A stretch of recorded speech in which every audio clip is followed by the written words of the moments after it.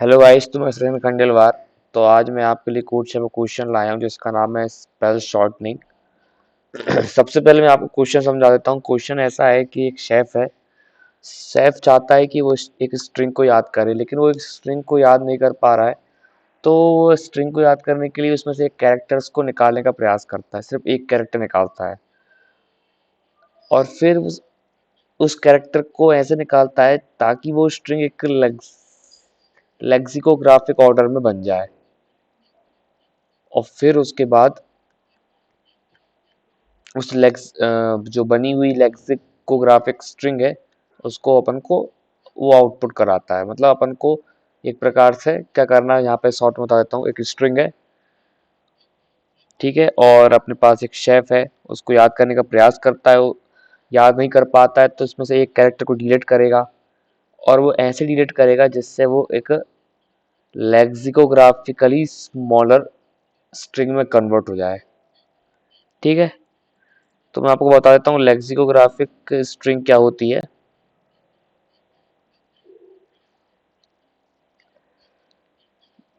ठीक है, अब फॉर एग्जांपल आप देख सकते हैं ये एक स्ट्रिंग ए है और एक स्ट्रिंग बी है।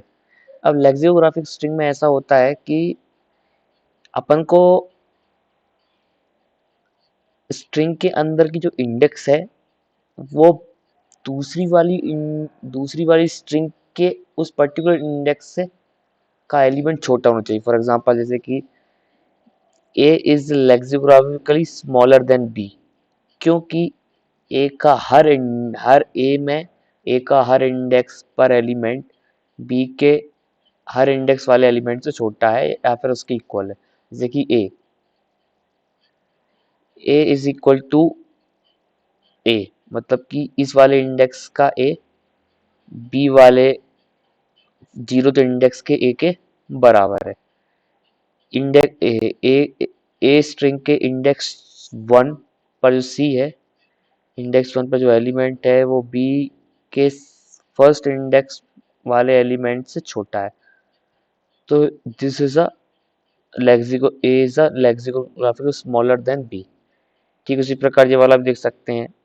इसमें ए के ए जो स्ट्रिंग है उसमें हर इंडेक्स पे जो एलिमेंट है वो बी में हर इंडेक्स पर जो एलिमेंट है उससे छोटा है। जैसे कि फॉर एग्जांपल ए के जीरो इंडेक्स पर एम है और बी के जीरो इंडेक्स पे एक्स है, तो एम छोटा एक्स है। अब अपन आएंगे इंडेक्स वन पर, ई और जेड पे कंपैरिजन करेंगे। ई छोटा है जेड से, तो ए is lexicographically smaller than B. ठीक है, अब अपन हम ये वाले एग्जांपल देखेंगे। थर्ड वाला, ये नंबर पे भी एप्लीकेबल होता है। ठीक है, नंबर हो या कैरेक्टर हो। Three equal three, four is smaller than seven, five smaller than eight, so A is lexicographically smaller than B. तो ये तीन मैंने एग्जांपल बता दिए कि क्या मतलब होता है लेक्सिकोग्राफिकली का। तो आई होप कि आप इन तीनों एग्जांपल के माध्यम से समझ गए होंगे। तो अपन को एक कैरेक्टर डिलीट करना है जिससे अपन को एक स्ट्रिंग ऐसी बनानी है जो स्मॉलर हो और इस वाले चीज को फॉलो करती हो। मीन्स लेक्सिकोग्राफिकली स्मॉलर होना चाहिए लेकिन लेक्सिकोग्राफिकली भी होना चाहिए।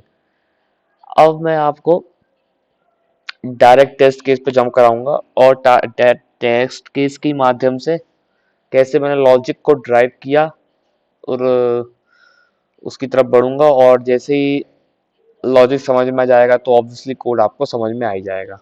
अब फॉर एग्जांपल आप देख सकते हैं ये 5321 एक स्ट्रिंग ले लेते हैं। अब इसमें से अपन को एक कैरेक्टर डिलीट करना है और कैरेक्टर डिलीट करके अपन को लेक्सियोग्राफिकली स्मॉलर स्ट्रिंग बनानी है। अब इसमें देख सकते हैं 5321 है।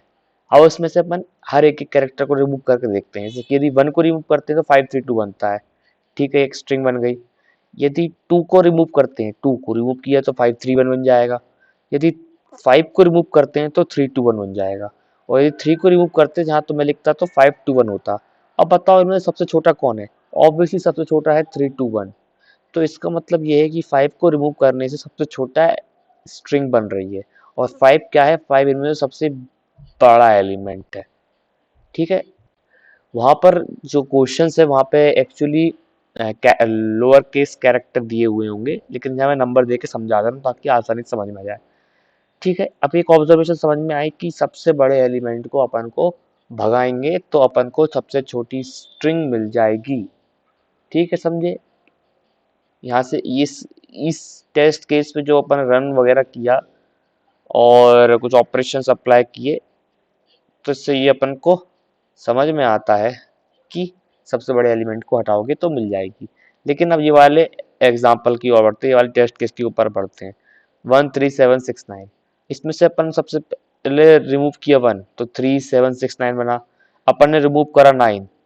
अब ऑब्वियसली यहाँ सबसे बड़े एलिमेंट को अपन ने रिमूव किया था तो अपन को आंसर सही मिल गया था। लेकिन अपन जैसे सबसे बड़ा एलिमेंट यहाँ पे 9 है तो 9 को रिमूव करेंगे तो 1376 बन रहा है।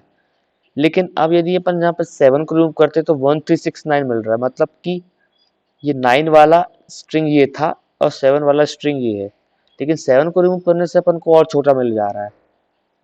तो इसका मतलब है कि ये ऑब्जर्वेशन पूरी तरीके से फिट नहीं हो पा रहा है। इस पे तो फिट हो गया, इस पे फिट हो गया, लेकिन ये वाले टेस्ट केस से फिट नहीं हो पा रहा।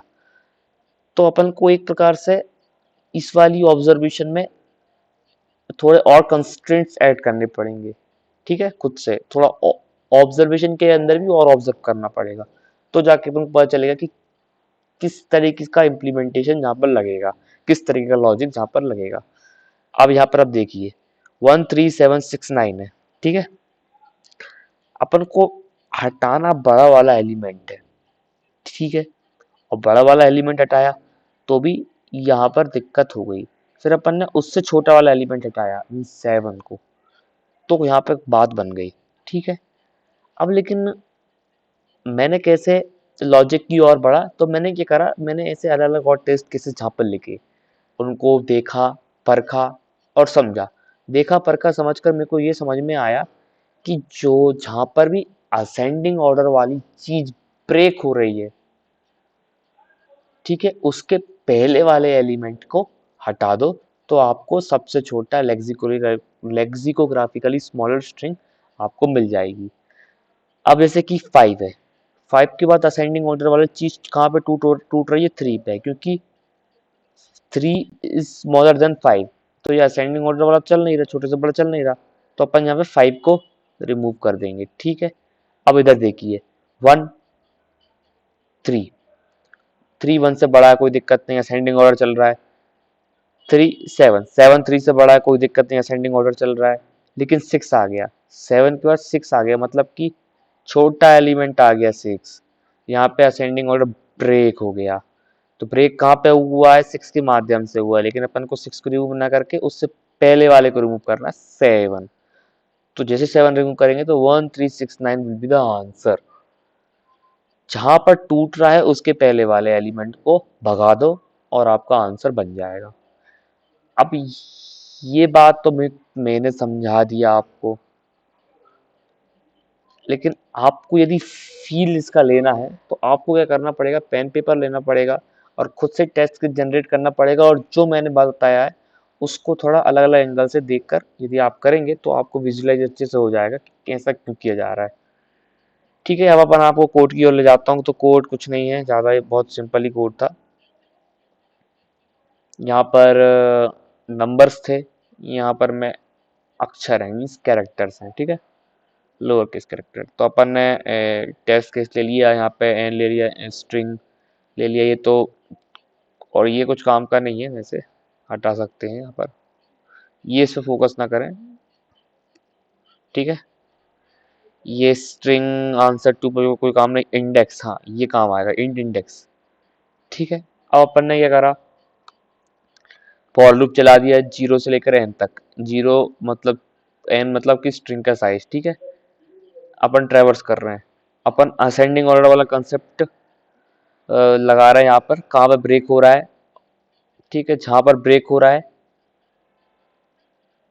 उस वाली मतलब कि J+1 पे, एक जहां पर ब्रेक हो रहा है वहां की इंडेक्स अपन ने स्टोर करा ली, इससे पीछे वाली इंडेक्स स्टोर करानी है। ठीक है, इसलिए J स्टोर कर रहे हैं, और कंपैरिजन अपन J+1 वाले आगे वाले एलिमेंट से कंपेयर कर रहे हैं। ठीक है, और अपन को जहाँ पर ब्रेक हुआ है वो आपकी इंडेक्स स्टोर करा लेने का है और फिर ब्रेक कर देंगे, ठीक है, मतलब लूप से बाहर निकल जाओ। एक बार अपन को असेंडिंग ऑर्डर वाला मिल गया, अब वहां से निकल जाओ और निकलने के बाद नई स्ट्रिंग बना लिया मैंने nn, फिर से फॉर लूप चलाया। फॉर लूप कहाँ से चल रहा है, 0 से लेकर n, और जहां पर i इंडेक्स की इक्वल हो रहा है तो वहां वाले स्ट्रिंग के एलिमेंट को उठा के nn में पुश नहीं कराना है, ठीक है, इसलिए अपने यहाँ पे कंटिन्यू लिख दिया और बाकी चीज को पुश करा दो और फिर बाद में सी आउट nn कर देना है। तो ये था पूरा आज का कोड शेप का क्वेश्चन, क्या नाम था इसका, स्पेल शॉर्टनिंग। आई होप आपको बिल्कुल समझ में आया होगा। तो यदि आपको समझ में आया है तो प्लीज़ कमेंट लाइक कीजिएगा, ताकि मुझे पता चलेगा कि जैसा मैं पढ़ा रहा हूँ ये फ्लो सही है या नहीं गलत। तो यदि आप कमेंट नहीं करेंगे तो मैं समझूंगा कि आपको समझ में नहीं आया। प्लीज़ कमेंट कीजिएगा, एटलीस्ट लाइक ही कर दीजिएगा। जय हिंद, जय भारत।